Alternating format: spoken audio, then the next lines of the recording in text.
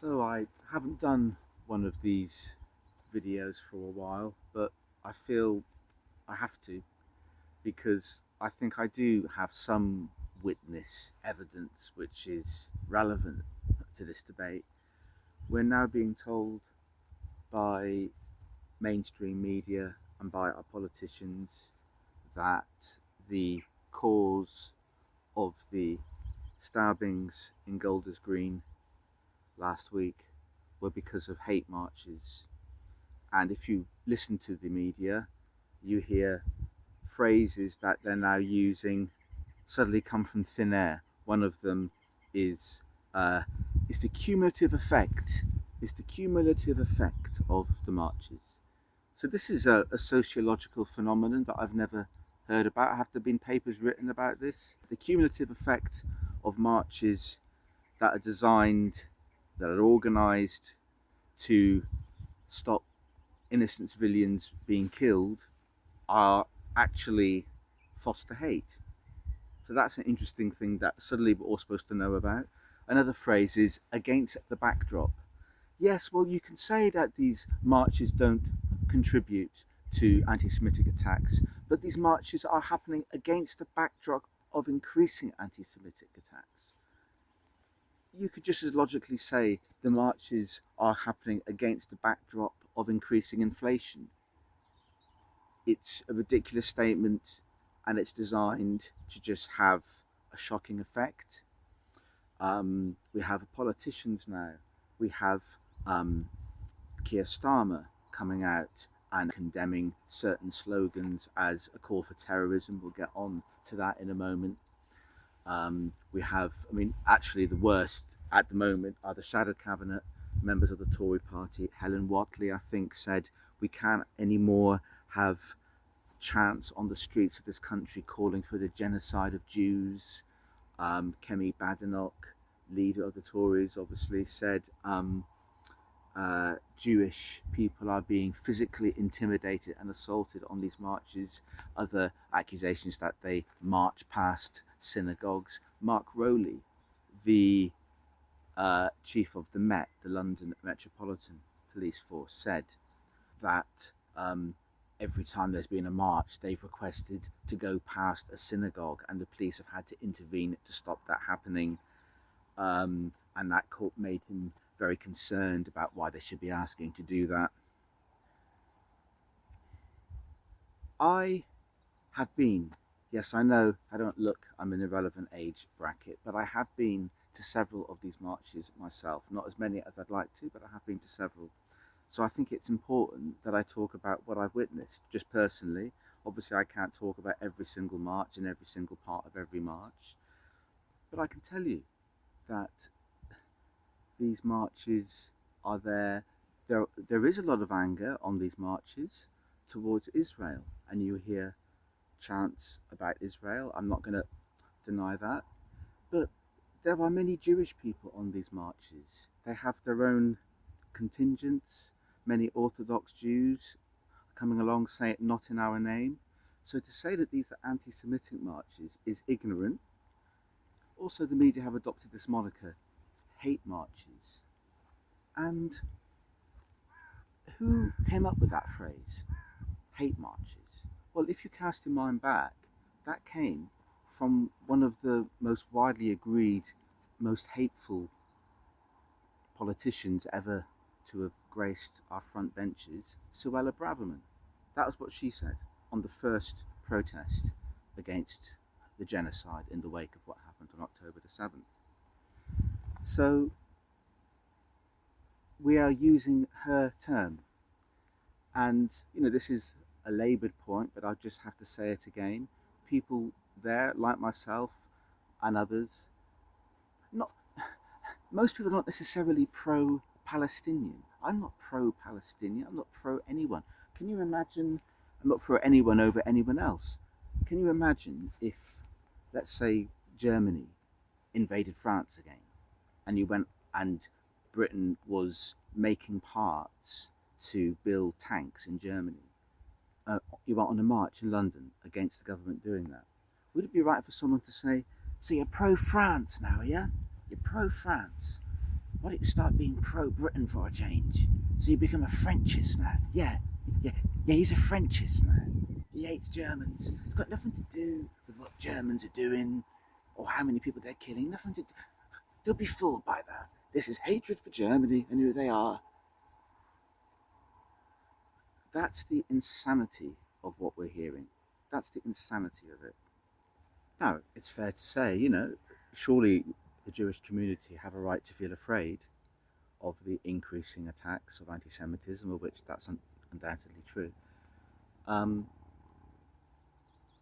I mean, who wouldn't be if they turn on their TV and they see the politicians saying that there were calls for the gassing of Jews on these marches in London? Outrageous to think. I mean, just think about it. The police are arresting old age pensioners for holding up cardboard signs saying scary words that they support a group that is not a terrorist group and that they oppose a genocide. The police are arresting them for that. What do you think that they would do to anyone who went out on the streets of Britain chanting for the death of Jewish people? What do you think? There were already laws against that. That is illegal. The police would arrest you and it would be on every mainstream news thing that you could think of. So this is a, a terrible, wicked lie because it drives people to feel afraid, and so it makes some communities feel afraid and the rest of us feel that these measures are justified. It's utterly appalling, as is the appalling statement from Mark Rowley, the Met chief that I mentioned just now. I was following this as a participant in some of these marches. I was following what had happened, and he was indeed true on the fact that the police did intervene in the question of synagogues when they were planning routes for the marches.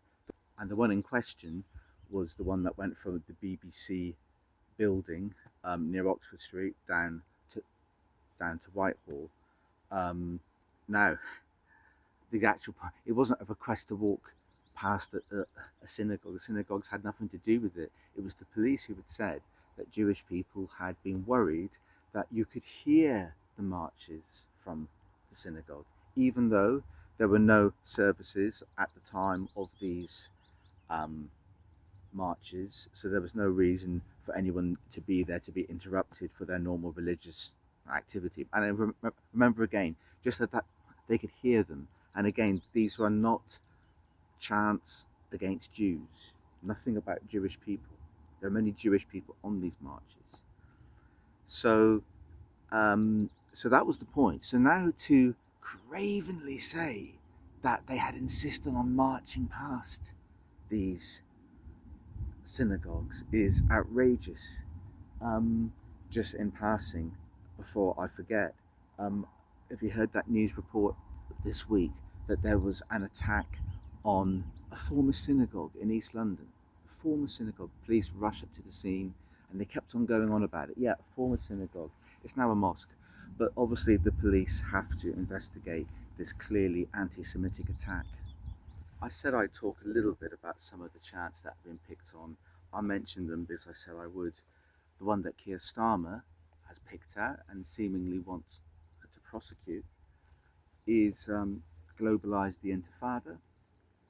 And another one people popularly bring up is From the River to the Sea. Now, regarding the first one, Globalise the Intifada, I'll be honest, this is one that is not one that I remember seeing. I'm not going to say that it was never on a poster that was being held up. It's not one of the chants that people say. The chants are the fairly obvious one, free Palestine, stop the killing, stop the bombs. These are the chants that people use. Anyway, so it's not a popular one. So why did he pick up on it? Well, how do we all become aware of that phrase? Well, if you cast your mind back, it came up in the election for the mayor of New York, Zoran Mamdani. And that was one of the accusations, that he had said that. So they've just borrowed this phrase from American media, anything will do. Any weapon you got, and it's scary because it's got an Arabic word in it that's a really scary sounding word. The Intifada, roughly translation, I don't speak Arabic, but the rough translation would be apparently struggle, resistance. These are words which have widely been accepted use in political language of all colours. Resistance, struggle. These are words that are often used. But now because it becomes Arabic, it becomes scary. From the river to the sea. Um, this was actually coined by the Likud party in Israel, which was a statement over what they wanted, and the Palestinians later appropriated it for themselves, saying, no, from the river to the sea, Palestine will be free. Now, all of all of these phrases, I'm a reasonable person. I like to think of myself being a fairly reasonable person. I'm willing to negotiate. You know, if a phrase particularly upsets somebody, okay, fair enough. I'm willing to say, okay, we will abandon that phrase. But this is not a good faith argument that they're making. This attack on language, once you start to concede, okay, we won't say that word, this innocent word, from the river to the sea, there are no, whatever meaning you think that has for you, there's a fairly innocent word. As soon as we start banning words, it never stops. The tide never recedes. The tide comes in, it never stops until suddenly you arrive at the point of no return. Whether we've got there yet is a matter of debate. There's one more point I want to say at the moment. There's probably a lot more to be said, but the final point I want to make is regarding this guy in Golders Green, this man who stabbed 3 people, remember, his Muslim housemate and the 2 Jewish people, which was obviously a hate crime, a violent hate crime. I don't think anyone wants to argue about that. But just look at the guy. He was known. He'd been in trouble for stabbing police years ago, in and out of mental institutions. This is a story of the crisis in society, of mental health crisis, the failing mental health services. That's what the debate should be. All the resources should be mobilised to that. Instead, they've cynically and wickedly, in my view, used this as an attack on political protest. And it's very, very dark. And this is a very serious point in this country's history. I'm not sure everyone is quite aware of that.